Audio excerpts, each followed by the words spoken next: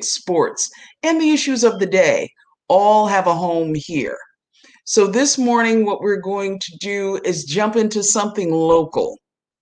Randy Rubin Rodriguez and her husband, Sergio Rodriguez, are the founders of Our Kids. You may have seen them a few weeks back. We discussed their new addition on Dixwell Avenue in New Haven, Connecticut.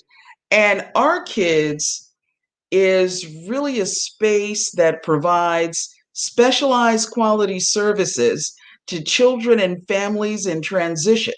And their objective is to promote permanency, safety, and stability for children by providing mentoring services to, or nurturing services, I should say, to biological, foster, adoptive, and relative care families.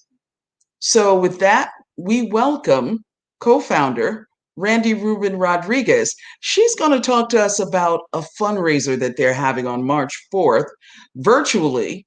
So, yes, you globally can pitch in and help out Our Kids. It's called The Good Adoptee.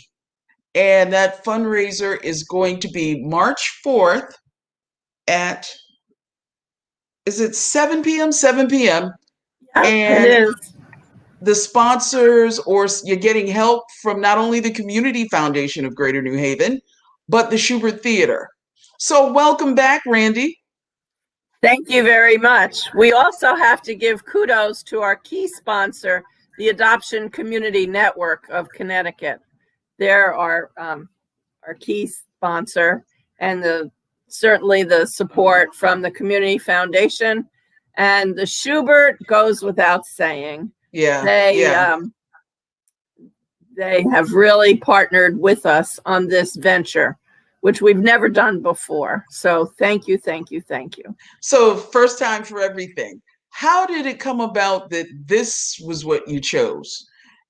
As a fundraiser? Yes. So I have been involved in the adoption community for over 25 years. As many people know, Sergio and I are adoptive parents and have experienced the world of adoption and the journey that our children have gone through and continue to go through.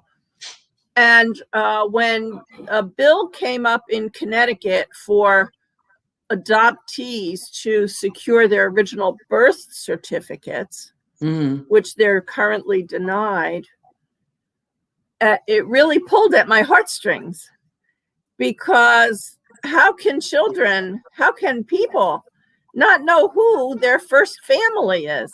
Yeah. And,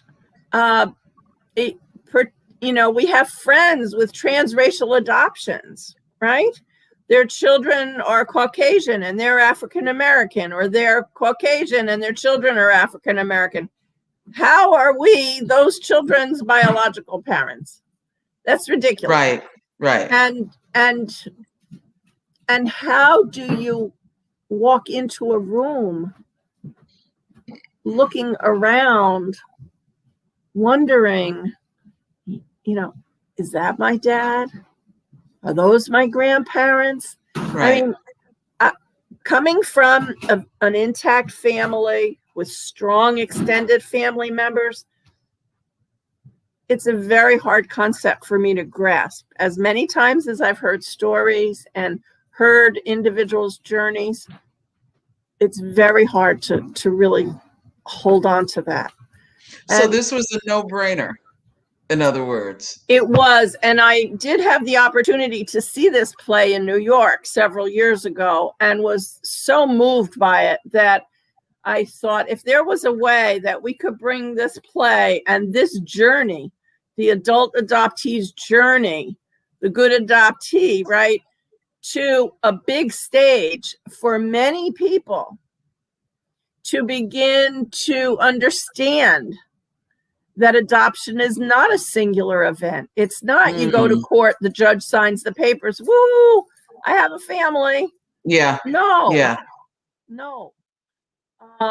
And Suzanne Bachner, who is the playwright, is it is her story. It is her story. So it's biographical. And Bob Bader is the dramaturge for the play. And it's a wonderful, really riveting story. Yeah, it's about how she tried to get her paperwork, and the state of New York still has not opened its records to adoptees. So, I can only imagine how would somebody feel in that space, right? Because like you said, it's about trying to find out who you are, and it doesn't negate anything from the people that took care of you or people that, fostered you or adopted you. It's about what you need to know about yourself. Right. And fortunately now New York did pass a law so adult adoptees can access their birth certificates. But in Connecticut, we still can't. And that law is in the legislature this session. And Okay. it's really, really important to get everybody's support. We are fortunate that in New Haven, all of our legislators, I think, most of our legislators do support the bill as it is written this year. But this is the 5th year now we've been trying to get this passed. So what are the proceeds going toward for this fundraiser? So this fundraiser, this virtual live stream play on Thursday evening at 7 p.m. is going to go toward part of our expansion. As some people know, we were a single story building and tried to do everything within the same space, basically, just different times. Now what we've done with our expansion is create a wing, if you will, in the new building, the new expansion, that is exclusively for our adoption services, which can range from people who are curious about adoption and wanting to have home studies done in a private way and pursue possibly private adoptions, whether it's domestic or international. It's for young people who have been adopted and are living with their adoptive families and are beginning as teenagers to really struggle with that sense of dual loyalty and how do I manage this and who am I? And as well as older adoptees, right, who are ideally in the college world, because that's when many young people do begin a search, right? They're completely independent. For those that do not have open adoptions, right? They go away to college and now it's like, oh, I can do this. My parents don't have to know, right? But are they really equipped to do the search? And are they really emotionally supported to find out whatever they're going to find out? It's not always a pretty story. Yeah, I'm sure it's always not that pleasant. And I think, unfortunately, we buy into that whole beautiful media story where you discover people and they love you back and there's no disruption in their lives when you come into their lives and vice versa, all those things. And so when it doesn't turn out quite that way, it's probably a lot for people to handle.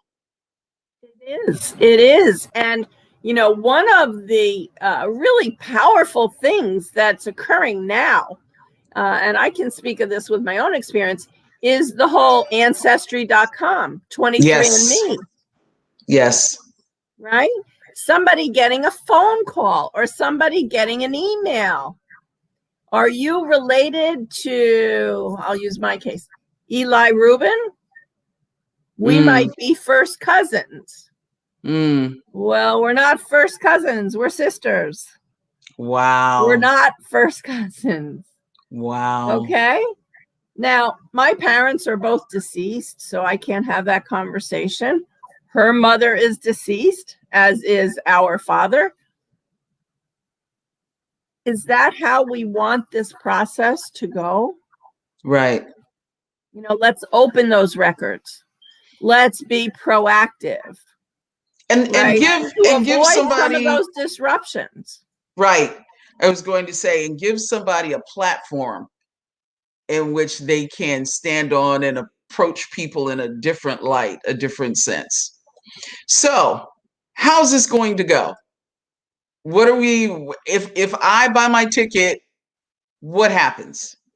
So you're going to go to, I think it's Schubert.com, right? I can send you the flyer if you don't have it. Please to do. put up. Okay. You can go online to the Schubert, or you can call their box office at 203-562-5666 and pay for your tickets right online. And if you're interested in grabbing something to eat, you can also go to Brazzi's.com and get a 15% discount on your pickup meal from Brazzi's if you mention our kids. So you don't Val have to. and Brazzi's have been a longtime supporter of our kids from the very first event we ever did. That's wonderful. And then you will get an email back with a link so that at about 10 to 7, you can begin coming into the room.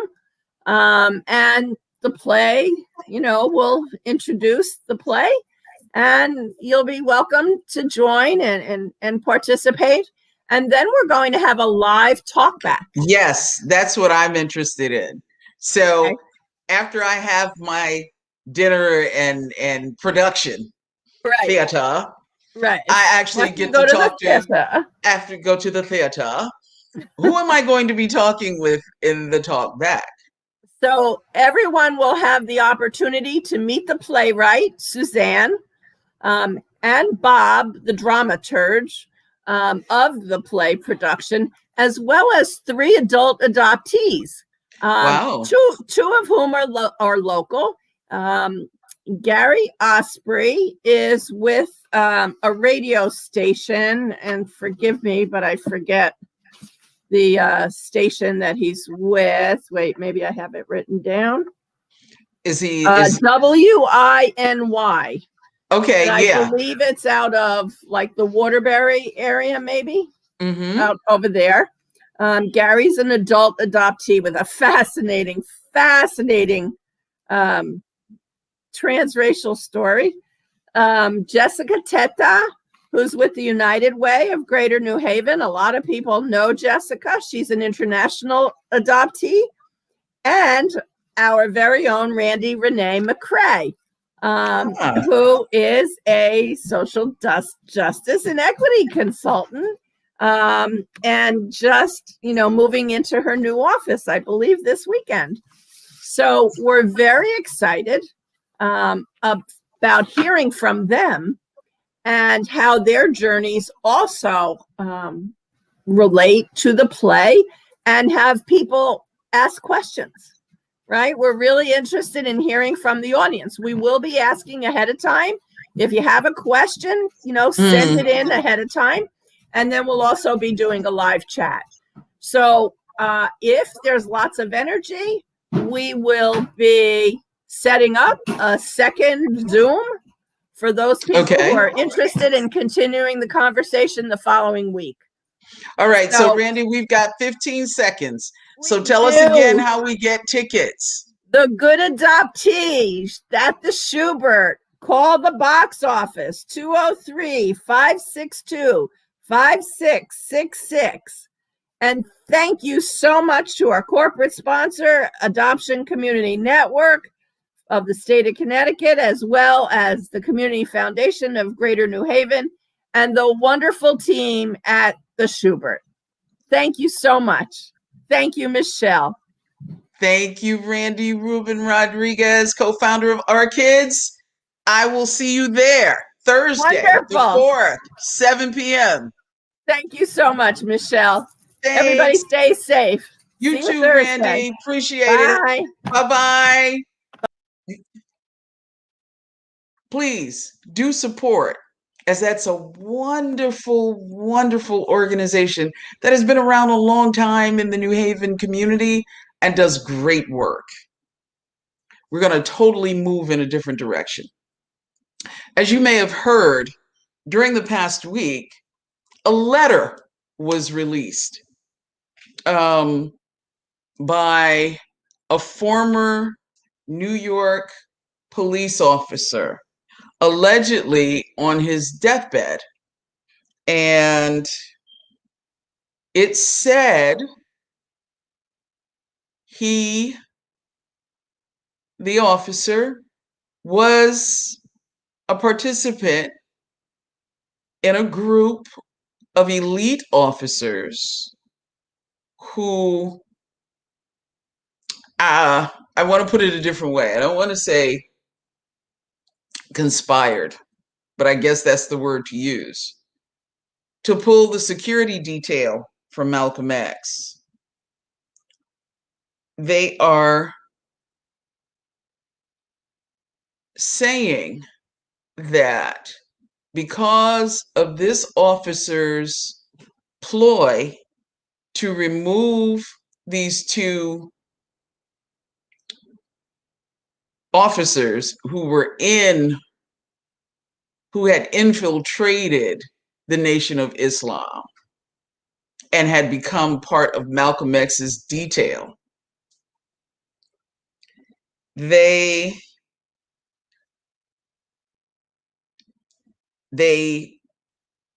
pulled the detail.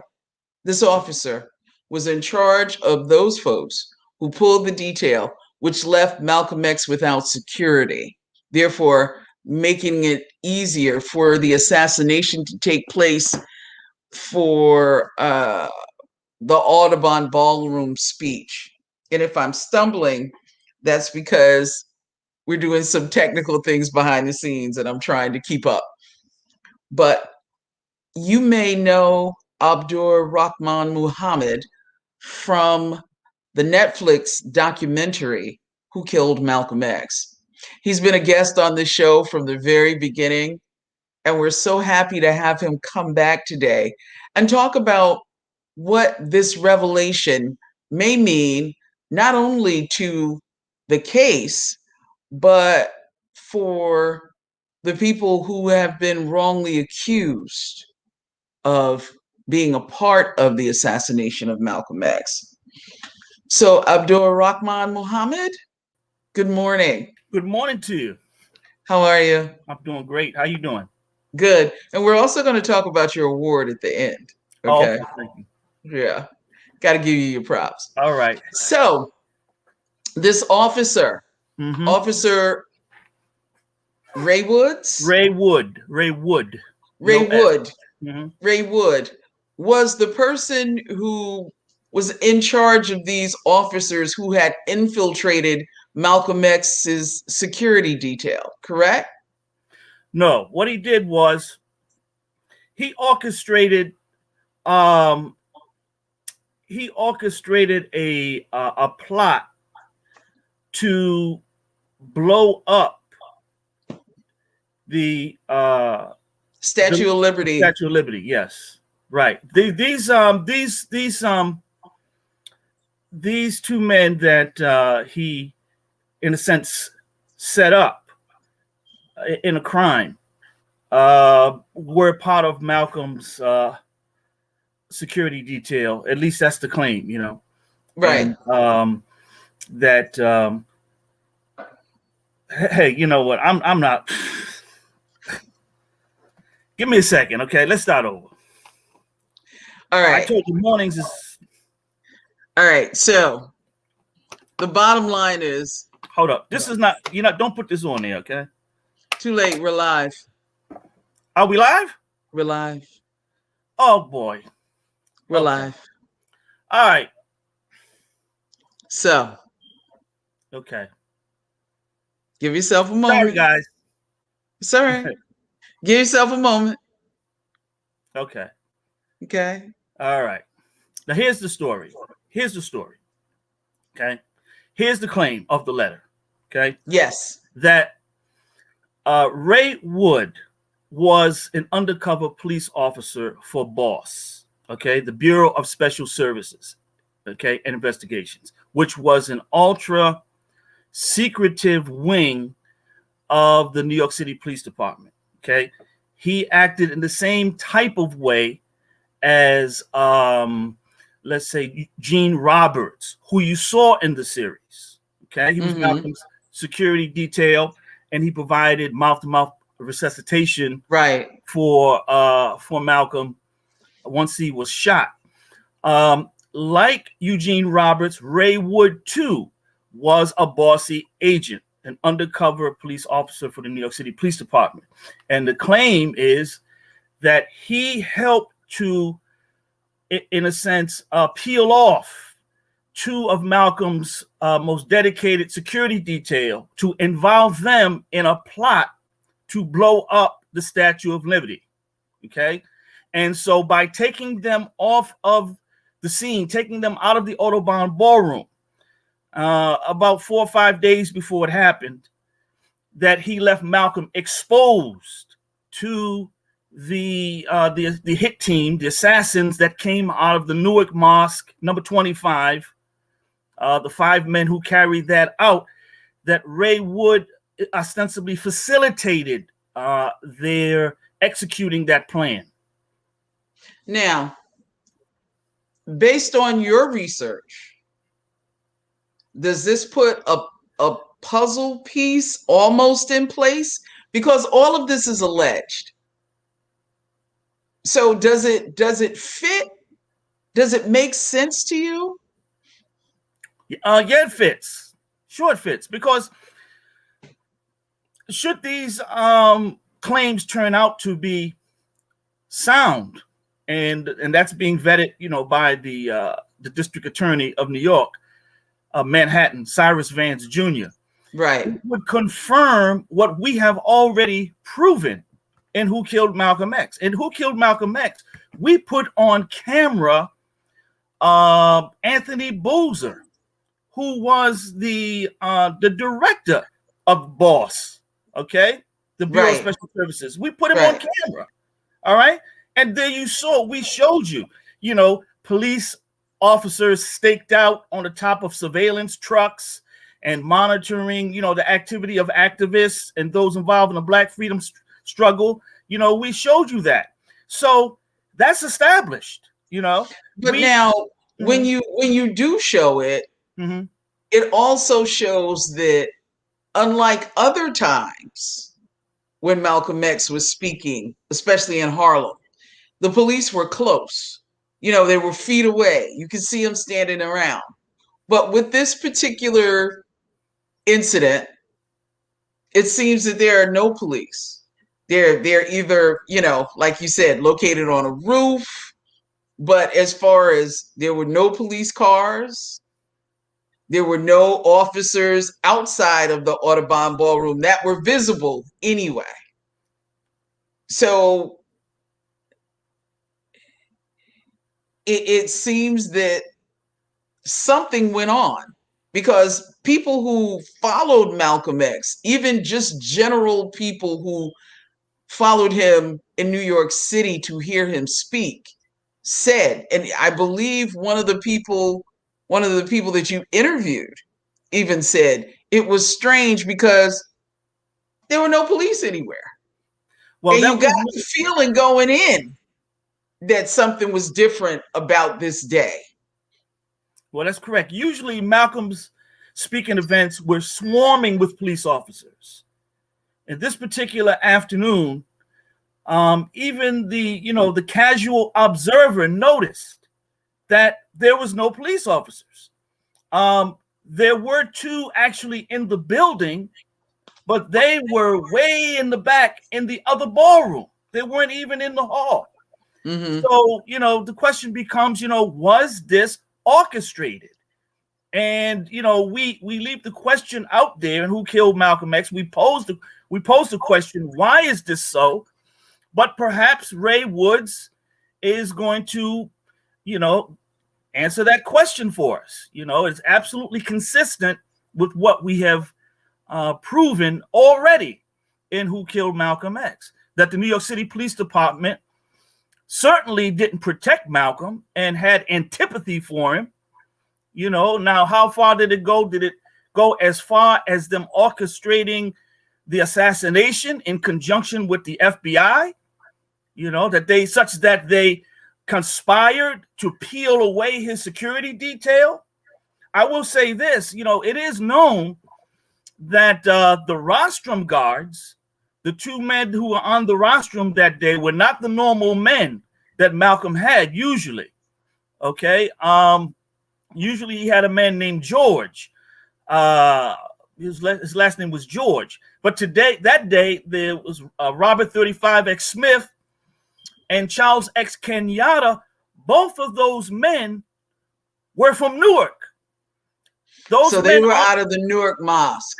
They were not affiliated, but definitely out of Newark. They were part of Malcolm's organization. So, but they were out of Newark. So they knew the assassins. They were looking right at them, sitting in the audience. Now the question is, and this is where Ray Wood's letter fits in, which is that, you know, when you have a sports team, for example, right? When you lose pieces, then you have to stop moving pieces around, right?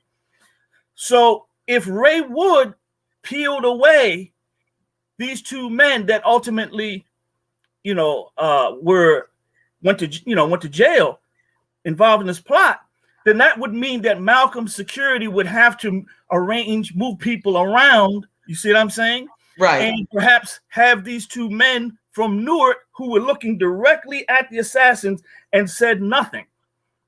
Was that orchestrated? This is just one of the questions that, you know, that I'm having in my mind. All right, Abdul Rahman, we're going to come back. I need to take a break real quick, but stick around because I got more questions and we got more discussion. Okay? Okay. This is The Collective on WSME Enlightenment Radio. Be right back.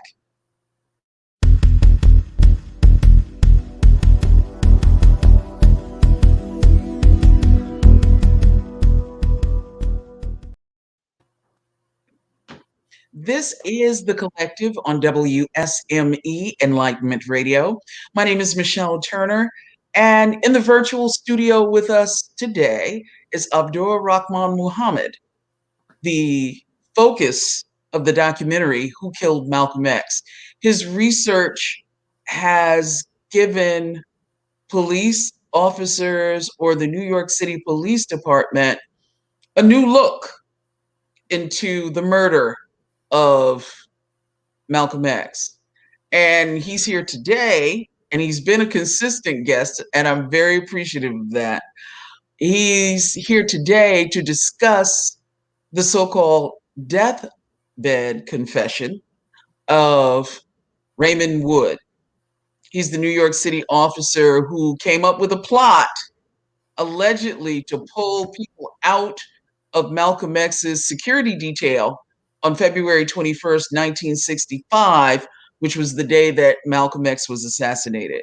So Abdur Rahman, in pulling out those security people and substituting them with people's security detail out of Newark, New Jersey, even though these people were part of Malcolm's detail, would you say that their allegiance was more to the nation and not necessarily Malcolm?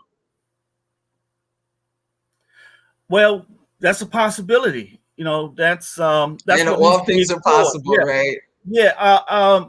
You know, the problem is this is so long ago, and all of these men have long since passed away.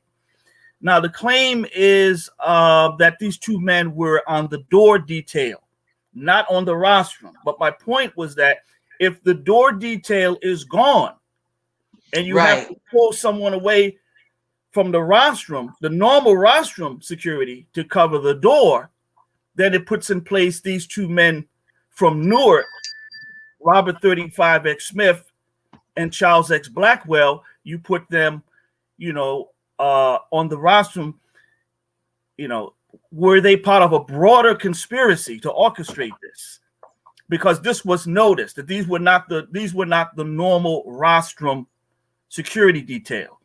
So this is what we want to explore. I think these allegations are absolutely explosive.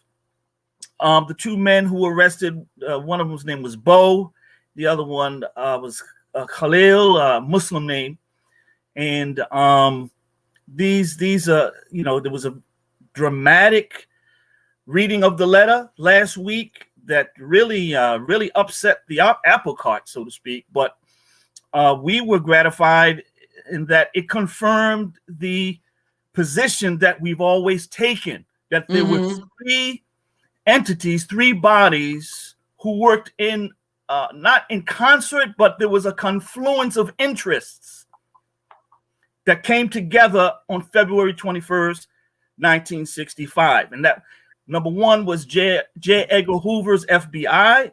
Number two was the New York City Police Department. And number three was the Nation of Islam, who were the actual triggermen. So you had a perfect storm. A perfect storm.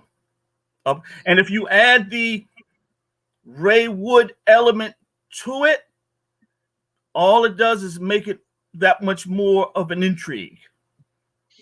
And he says the reason why he kept quiet all these years was because he was threatened.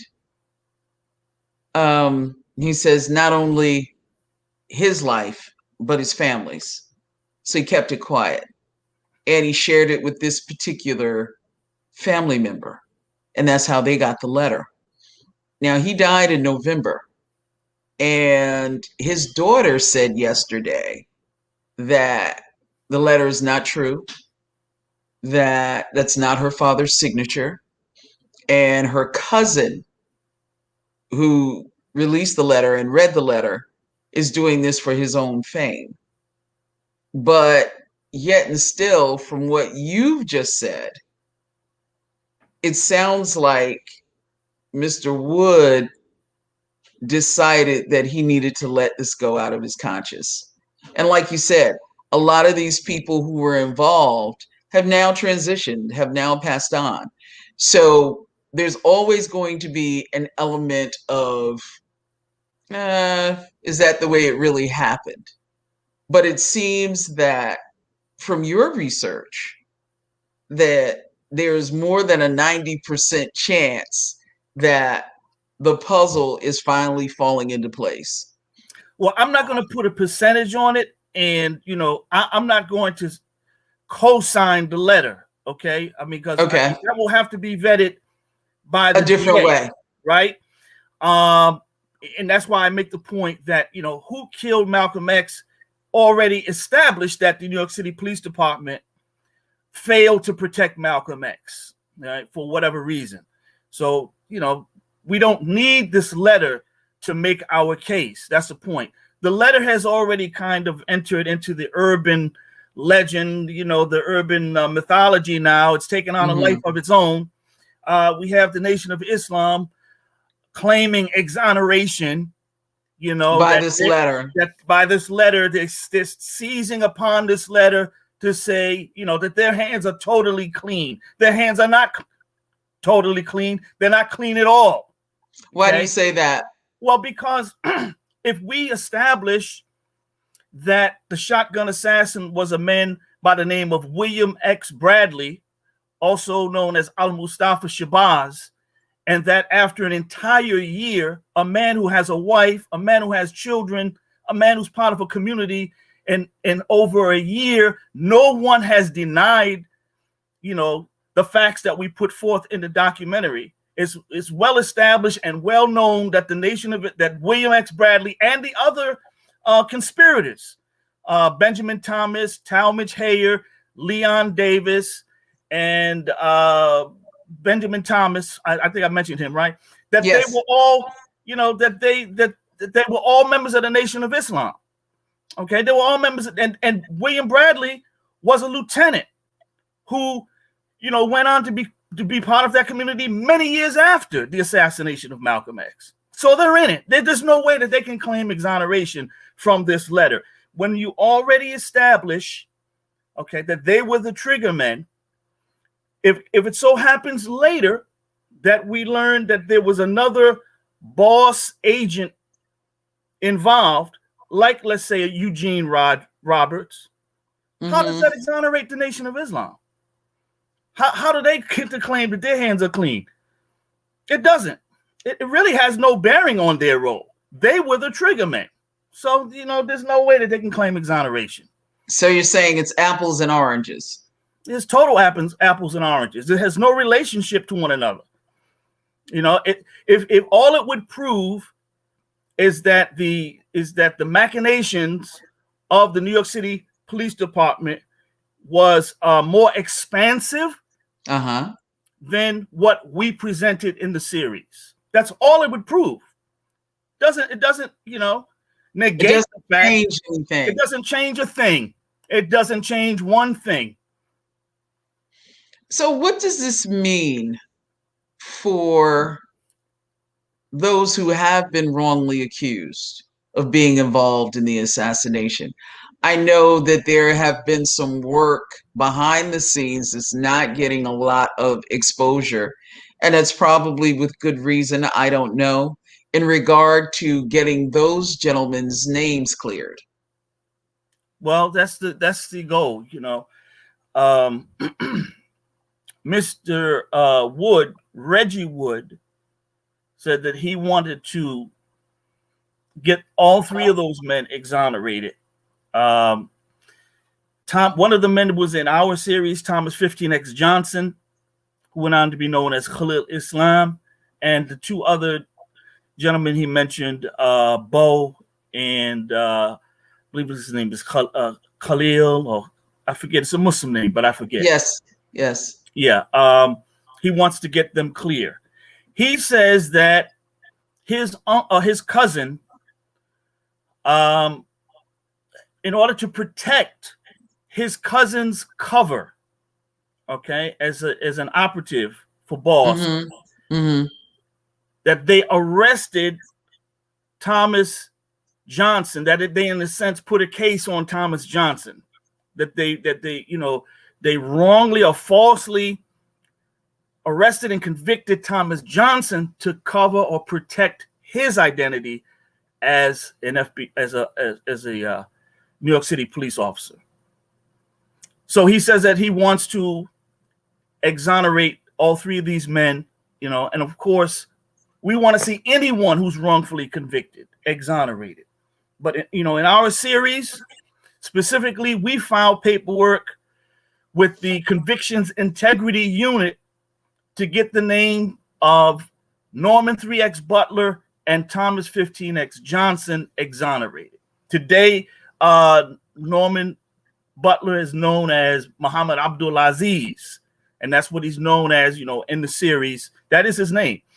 And unfortunately, Thomas Johnson passed away in 2009. And it was a really grim struggle to see that elderly gentleman, trying to clear his name, and he was quite ill, and he was having some financial troubles at the end of his life, and it was really kind of pitiful, to see him on his way to his eventual end, not able to clear his name. It's an awful thing to die with that kind of stigma on you, that type of slander. Yeah. So do we wait? Do we wait for Cy Vance to say yay or nay on this? Is that where it seems to be heading? That's exactly where it is. Now, what I would say is that things would have moved much quicker were it not for the COVID virus. So when COVID hit, the municipal archives and, the government bureaucracies where we need to get documents and materials to substantiate these claims. Now, let me make it clear as well. I'm not part of the legal team. Okay. But of course, my work undergirds what they're doing, but he has lawyers, David Cheney's, and he also is working with the Innocence Project with Barry Scheck. That's what they do. I'm not a lawyer, and I'm not Right. a party to that. Right.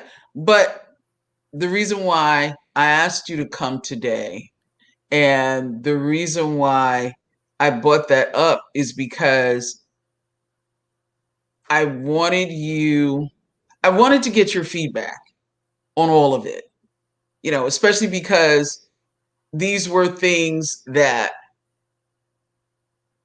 while most people talked about them, the documentary and your research brought all of that to light to not only African Americans, but the globe. Anybody who has any interest in Malcolm X, I'm sure, either has seen who killed Malcolm X or has told somebody else and they've watched it. I mean, for 6 months, that's all everybody could talk about during the pandemic. So I bring you in to get your perspective, not necessarily to make you a party of or a party to, as much as it is, you're the expert. And so I want to hear from the expert. If I can reach the source, I'm going to the source, and you are that. So thank you. I appreciate the compliment. What I would say is about that is the reason the series has received so much acclaim, and it's the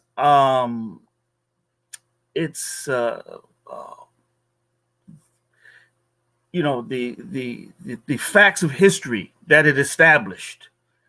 The reason it's been so well received is because we stuck to the most solid evidence that we had. There were so many other personalities that could have been brought into the story. For example, all the time, where's Minister Farrakhan? How comes Minister Farrakhan's not in it?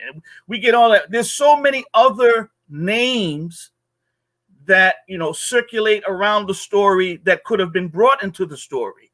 However, we wanted to deliver the goods. All right. We wanted to make it, irrefutable, incontrovertible. And so anything that, would, for example, have any element of conjecture or something that could not be nailed down tight, we did not include. You know what I mean? Right. So that's the reason. Because I'm sure this is expansive. I'm sure there's, even though you did, yeoman's work in exposing a lot of different things, I'm sure there's a lot more that we, the general public, still don't know about all of this. And you probably have seen, but like you said, you're trying to give something irrefutable. And so that in itself has to be narrowed down. It has to even be whittled down so that it makes sense and that it doesn't take different avenues. It's called rigor in the historical profession. Yes. It's called rigor. Yes. We have to be rigorous and we have to be airtight. It has to be airtight. It's airtight. Now who pulled that shotgun. It's airtight. Okay. And only those who are, just denying reality, really, you know what I mean? Just denying all rationality, are saying that the Nation of Islam had nothing to do with it. Okay. They're producing videos and they're on a full-blown propaganda campaign to say that they had nothing to do with it, which is, to me, insanity. You have just been recognized by your alma mater, Howard University, with the Chadwick Boseman Award. Let me get it right. Our favorite actor of this century. That's right. And also an HU grad. That's I'm gonna, correct. I'm gonna be nice and shout out HU. You know, You I'll be better. nice. I'll be nice. But remember, you're talking to an A&T Aggie, so you know you're gonna get a little pushback. Congratulations, and Thank you. tell us what that is. What does that Yeah. mean, and what Well, does it mean to you? oh, it's incredible to me. I received it from the Capstone Group, which is an august body of alumni and faculty of Howard University, for my work in Who Killed Malcolm X, and it is the first annual. So I received the first one ever. Last August, we lost the great thespian Chadwick Boseman, who was a Howard University alum and a great, phenomenal human being and humanitarian. And so in order to honor his legacy, the Capstone Group created this award, and they decided to give it to me. And I'm very humbled and honored to represent that legacy. And it's near and dear to my heart, and I will cherish it to my last breath, because it's the first award I've ever received for my work as a historian. So that means so much to me. Pretty good for a guy with a BA. Yeah, man. I don't have all those big letters behind my name. I'm just a brother, man. I'm just a brother out here trying to get it done. So, how's the course going? Talk a little bit about that. Oh, the course is fantastic. It's now 2 parts. It's not being offered right now, but I believe I'm going to be offering a spring version of it. Okay. I've already had 2 of Malcolm's nieces take the course. I've had a niece of Thelonious Monk who has taken the course. I've had a daughter of Amiri Baraka who's taken the course.